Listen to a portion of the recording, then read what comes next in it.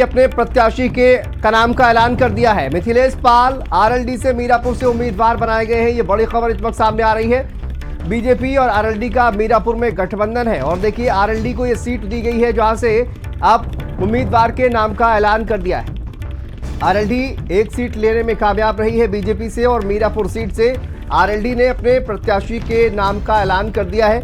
मिथिलेश पाल RLD से मीरापुर से उम्मीदवार होंगे, इसके नाम का ऐलान कर दिया गया है। बीजेपी और आरएलडी का मीरापुर में गठबंधन है। कफील हमारे संवाददाता जुड़ गए हैं। कफील, मीरापुर से आरएलडी ने अपना प्रत्याशी उतार दिया है, क्या कुछ जानकारी डिटेल सामने आ रही है? देखिए, आरएलडी ने मीरापुर विधानसभा उपचुनाव में मिथिलेश पाल को ये मौका दिया है। इससे पहले समाजवादी पार्टी ने सुम्बुल राणा को वहां से टिकट दिया था। अब दोनों के बीच कड़ा मुकाबला होगा क्योंकि जो उपचुनाव है वो मीरापुर विधानसभा इससे पहले आरएलडी ने जीता था और अब जब उपचुनाव होने वाला है इसमें एक बार फिर से आरएलडी ने जो महिला कैंडिडेट है मिथिलेश पाल उनको टिकट दिया है। आज ही बीजेपी ने 7 लोगों की लिस्ट जारी की थी जिसके बाद ये तय हो गया था कि मीरापुर विधानसभा आरएलडी के खाते में चली गई है। अब आरएलडी की तरफ से अपना प्रत्याशी घोषित कर दिया गया है। जो राष्ट्रीय अध्यक्ष जयंत चौधरी हैं उनका कहना है कि मीरापुर विधानसभा जो सीट है वो एक बार फिर से जीतेंगे और सभी कार्यकर्ताओं को उन्होंने निर्देश दे दिया है कि जमीनी स्तर पर काम करें और ज्यादा से ज्यादा मतों से अपने प्रत्याशी को जीत दिलाएं। बिल्कुल, देखिए ये आरएलडी जो है वो कहीं ना कहीं कामयाब रही है। कफील, अगर देखा जाए कि भारतीय जनता पार्टी से एक सीट लेने में कामयाब रही है और यहाँ पर जो अपना दमखम है जिस तरह से उसने दिखाया, लोकसभा चुनाव में भी जो है वो सीट हासिल की थी, तो यहाँ पर कहीं ना कहीं आरएलडी को भी अपना दमखम दिखाना अब उनके लिए भी जरूरी है। बिल्कुल, देखिए जिस तरह से लोकसभा में आरएलडी के पक्ष में फैसला आया था उसके बाद केंद्र में भी आरएलडी को जगह मिली, विधानसभा में भी काफी अच्छा प्रदर्शन किया। अब उपचुनाव हो रहा है उसमें भी आरएलडी ने मजबूती से चुनाव लड़ने का दावा किया है। मीरापुर में इससे पहले आरएलडी के ही विधायक थे।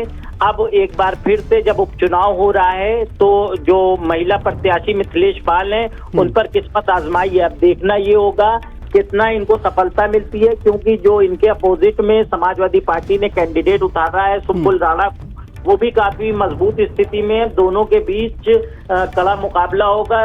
ये नतीजे आने के बाद तय होगा कि आखिर किसका पल्ला भारी रहेगा।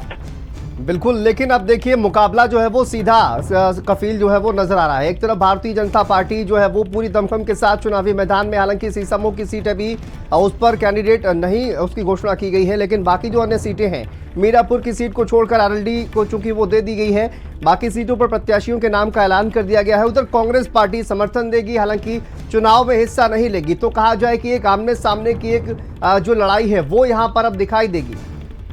बिल्कुल, देखिए पक्ष और विपक्ष दोनों ने अपने अपने कैंडिडेट उतार दिए हैं। अगर समाजवादी पार्टी की बात करें तो समाजवादी पार्टी अकेले चुनाव लड़ रही है, कांग्रेस पूरा समर्थन करेगी। कांग्रेस एक भी कैंडिडेट उत्तर प्रदेश के उपचुनाव में नहीं उतार रही है। और भारतीय जनता पार्टी की बात करें तो एनडीए गठबंधन मीरा। ठीक है कफील, वापस आएंगे आपके पास, लेकिन अनिल दुबे जी हमारे साथ जुड़ गए हैं, आरएलडी के प्रवक्ता है। सर, बहुत स्वागत है आपका। अनिल जी, मीरापुर की सीट आपको एक गठबंधन के साथी के तौर पर दी गई है और उस पर प्रत्याशी के भी नाम का ऐलान कर दिया गया है। किस तरह से तैयारी है, क्या जानकारी देना चाहेंगे? क्या हमारे राष्ट्रीय लोकदल के राष्ट्रीय अध्यक्ष माननीय जयंत चौधरी जी ने मीरापुर उपचुनाव के लिए पूर्व विधायक श्रीमती मिथिलेश पाल जी को उम्मीदवार बनाया है और वहाँ राष्ट्रीय लोकदल की पूरी तैयारी है। राष्ट्रीय लोकदल के सभी कार्यकर्ता पूरे मनोयोग से पहले से लगे हुए हैं और मीरापुर सीट तो राष्ट्रीय लोकदल जीतेगा ही।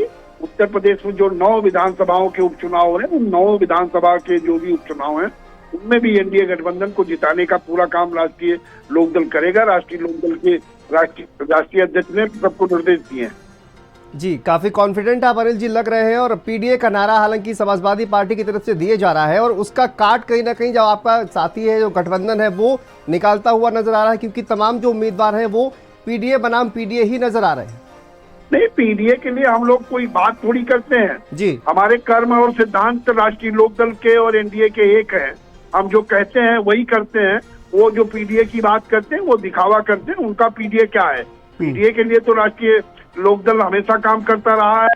पिछड़ों को, कमजोर वर्ग को, शोषित वंचित तबके को हमारे संस्थापक स्वर्गीय चौधरी चरण सिंह जी ने बढ़ाने का काम किया। आज वही काम हमारे नेता माननीय जयंत चौधरी जी कर रहे हैं।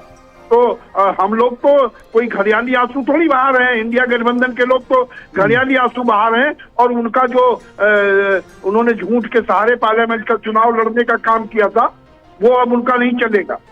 सर, पीडीए की बात वो कर रहे हैं, पीडीए में ए जो है वो कहीं ना कहीं जो आपका गठबंधन है उसमें से ए गायब दिखाई दे रहा है। क्या मीरापुर की ऐसी सीट?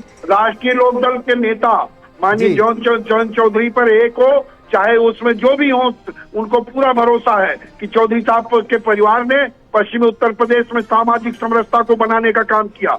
वहां पर जो हालात पहले लोगों ने पैदा कर दिए थे, भाईचारे के माहौल को खराब कर दिया था, उस भाईचारे के माहौल को माननीय जयंत चौधरी जी ने बनाने का काम किया। आज पश्चिमी उत्तर प्रदेश में सभी लोग, किसान जातियां और अल्पसंख्यक सब मिलकर के काम कर रहे हैं, एक दूसरे के सुख दुख में खड़े हो रहे हैं। और मीरापुर में आपको ये दिखाई पड़ेगा कि राष्ट्रीय लोकदल का परचम लहराएगा, राष्ट्रीय लोकदल का उम्मीदवार भारी बहुमत से जीत करके आएगा। अनिल जी, बस एक आखिरी सवाल, ये जो शीशामऊ की जो सीट है, क्या उस पे ए दिखाई देगा? मतलब अल्पसंख्यक को टिकट दिया जाएगा क्या?